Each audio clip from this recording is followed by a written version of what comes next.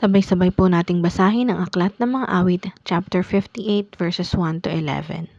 Tama ba ang hatol ng mga pinuno? Ang hatol ba ninyo'y pantay at totoo?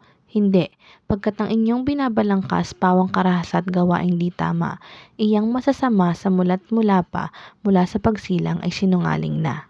Sila'y makamandag, ahas ang kaparis, katulad ay kobrang ang tainga ay may takip. Itong mga tawak at salamangkero, di niya dinirinig, hindi pansin ito. Pungiin ang ngipin nila, o Panginoon, alisin ang pangil na iyong mga leon.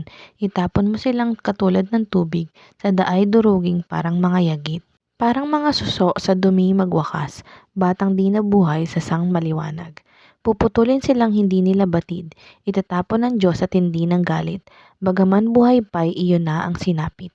Ang mga matuwid na may magagalak kung ang masasamay parusahang ganap. Pagkakita nila sa mga dugong dumanak, hindi mangingiming doon na tumahak. Saka sasabihin ng mga nilalang, ang mga matuwid ay gantimpalaan, tunay ngang may Diyos na hukom ng lahat.